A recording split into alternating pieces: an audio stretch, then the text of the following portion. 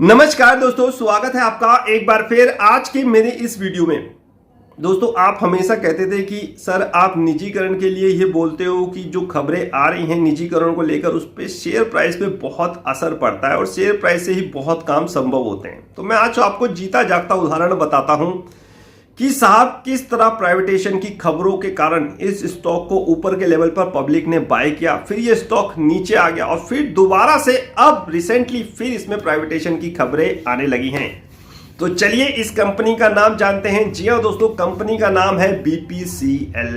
BPCL साहब, बहुत दिनों से ये स्टॉक एक्यूमुलेशन के द्वारा मैं बाय कर रहा था और इसी खबर के लिए मैं आपको भी कह रहा था कि थोड़े थोड़े स्टॉक आप अपने कैपिटल के अनुसार इसके बाय करके रखिए।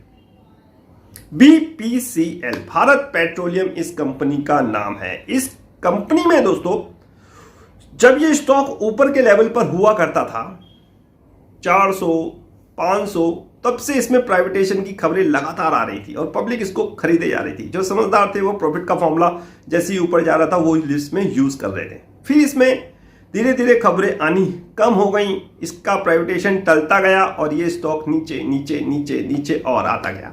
312 का अभी इसने एक बनाया लो और मैं हर गिरावट में इसके थोड़े थोड़े स्टॉक बाय करता रहा और आपको भी करवाता रहा। अब इसमें एक बड़ा बयान आया है साहब दीपम के सेक्रेटरी साहब का।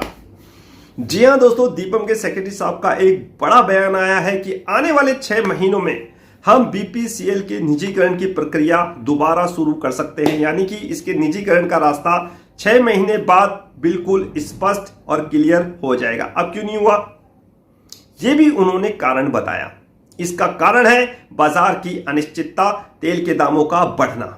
देखो दोस्तों, इस समय अनिश्चितता है, सबको पता है कि बाजार में रशिया यूक्रेन के कारण, इन्फ्लेशन के कारण अनिश्चितता है, उठाफटक बाजार में चल रही है। ऐसी स्थिति में अगर सरकार कोई चीज को निजीकरण करने जा रही है, बेचने जा रही है अपनी हिस्सेदारी, तो उसमें जो खरीदार होता है उसको दिक्कत परेशानी आनी स्वाभाविक है।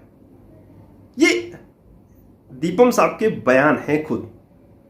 बाकी आपको पता है कि खबरें किस तरह प्ले करती हैं, आप खुद समझदार हो। पिछली कई वीडियो में निजीकरण की मैंने आपको बता रखा है। ये टला है या टाला गया है, इसको भी मैंने बहुत अच्छी तरह से अपनी पिछली वीडियो में बता रखा है। उनका कहना है कि साहब स्थिति बिल्कुल अनुकूल नहीं है बीपीसीएल के निजीकरण के लिए, इसलिए हम इसको टाल देते हैं। कल ही एक वीडियो बनाई थी मैंने बीपीसीएल को लेकर और कल ही मैंने कहा था कि अब लगभग बीपीसीएल में निजीकरण की सारी संभावनाएं लगभग समाप्त हो गई हैं। खबर आई थी, बयान भी आया था, बिल्कुल बयान दिया था बीपीसीएल ने, आधिकारिक बयान था, सब रेगुलेटरी फीलिंग थी और उसके नोट्स सब कुछ मैंने अपने टेलीग्राम चैनल पे वो न्यूज़ बाकायदा मैंने लगाई थी। और आज एक न्यूज़ जनसत्ता और मेरे ख्याल से बिजनेस टुडे में चलती है। दीपम सेक्रेटरी साहब कहते हैं कि आने वाले 6 महीनों में बीपीसीएल के निजीकरण का रास्ता लगभग क्लियर हो जाएगा। बाजार की बहुत सारी स्थिति दोस्तों क्लियर हो जाएंगी, तेल में भी स्थिरता आ सकती है, रशिया यूक्रेन का कुछ मसला निकल सकता है, हल निकल सकता है। तो इसीलिए वो कह रहे हैं कि शायद 6 महीने में स्थिति साफ हो और दोबारा से बीपीसीएल की निजीकरण की प्रक्रिया प्रारंभ हो जाए। और देखिए साहब, देखिए इसके स्टॉक प्राइस पे साहब 312 से ये आज 333 है। मैंने कहा ना, स्टॉक ऊपर के लेवल पर जाएगा तो खबरें कम होती चली जाएंगी, टलता चला जाएगा प्राइवेटेशन, और जैसे ही स्टॉक नीचे आ जाएगा और फिर लगातार कुछ ना कुछ खबरें आएंगी और फिर साहब ये स्टॉक ऊपर जाएगा। ये अपना एक मेरा खुद का पर्सनल व्यूज है और इसी चीज को ध्यान में रखते हुए मैं आज प्ले कर रहा हूं। आजकल इन्हीं चीजों में मैं प्ले कर रहा हूं जिसमें निजीकरण की खबरें चल रही हैं। जब ये स्टॉक ऊपर जाते हैं बेच देता हूं, जब ये नीचे आते हैं बाय कर लेता हूं। चाहे वो चाहे वो बैंक हो, गवर्नमेंट बैंक हो, और चाहे साहब आपका ये बीपीसीएल वगैरह हो, container Corp shipping corporation of India, जहां पर भी प्राइवेटेशन की खबरें चल रही है उन स्टॉक में मैं इसी तरह का काम कर रहा हूं, इस तरह की रणनीति अपना रहा हूं और आपको भी कह रहा हूं बाय ऑन डिप और सेल ऑन राइज के ये कैंडिडेट है जिसपे प्राइवेटेशन की खबरें चल रही हैं।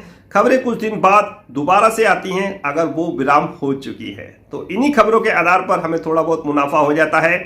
और साहब देखिए, जब तक खबरें आई थी पहले तब ये स्टॉक ऊपर हुआ करता था, जब तक निजीकरण की खबरें चली ऊपर हुआ करता था, पब्लिक ने इसको दबा के खरीदा, फिर इस स्टॉक में लगातार गिरावट आई, जब इसके प्राइवेटेशन की जो बातें थी वो टलती गई, ये स्टॉक गिरता 312 पे आ गया। अब फिर दोबारा से प्राइवेटेशन की खबरें आ रही हैं और ये स्टॉक फिर दोबारा से चलना प्रारंभ हो गया है। कुछ स्टॉक हमारे पास भी हैं बीपीसीएल के, हमने तो डिविडेंड पर्पज से लिया था और ये सोच के लिया था कि आने वाले समय में सरकार इसमें से दोबारा कोशिश करेगी निजीकरण की, इसलिए कुछ स्टॉक भैया इसके ले लो। 312 में ये हमें अच्छे अट्रैक्टिव वैल्यू पे मिल रहा था तो डेफिनेटली हमने इसको बाय कर लिया।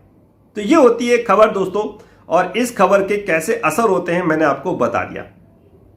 जब तक खबरें आ रही थी तो स्टॉक ऊपर था, पब्लिक ने खरीदा, फिर खबरें बंद हो गई, स्टॉक नीचे आ गया। अब दोबारा से खबरें आई, फिर दोबारा से इसमें खरीदारी शुरू हो गई और मौका होगा हमारे पास अपने 20-30% रिटर्न लेने का। बाय ऑन डिप हमने कर ही रखा है, अब बारी आएगी इसमें सेल ऑन राइज की, प्रॉफिट का फॉर्मूला लगाने की।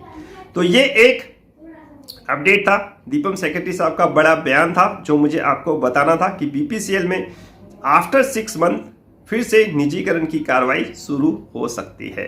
यानी कि निजीकरण जो बीपीसीएल में बंद हुआ है वो फिर से दोबारा से रास्ते उसके खोले जा सकते हैं और इसका रास्ता भी साफ हो सकता है। अभी क्रूड ऊपर है, आने वाले समय में अगर क्रूड ठंडा होता है तो खरीदार इच्छुक होंगे, बाजार में स्थिरता आएगी तो डेफिनेटली बीपीसीएल को खरीदने वाले भी इच्छुक हो जाएंगे और सरकार को कोई प्रॉब्लम नहीं होगी। तो अपडेट था, बहुत बड़ा अपडेट था, तो समझने की कोशिश करिए खबरों का क्या असर होता है, इसको जानने समझने की कोशिश करिए और इसी खबरों के आधार पर पैसा बनाने की कोशिश करिए इस भारतीय शेयर बाजार में। और साहब मुझे आगे दीजिए और भी कोई जानकारी हो, किस तरह बाय ऑन डिप और किस तरह सेल ऑन राइज करें, प्राइवेटेशन के जितने भी स्टॉक हैं वो सारी चीजें आप मेरे से व्हाट्सएप कन्वर्सेशन में, टेलीग्राम चैनल पे जुड़ के या फिर मुझे कॉल करके भी पूछ सकते हैं। फाइनली दोस्तों आगे दीजिए आज का वीडियो समाप्त करने की, नेक्स्ट वीडियो में नए अपडेट के साथ होगी मुलाकात, तब तक इंतजार। फाइनली नमस्कार।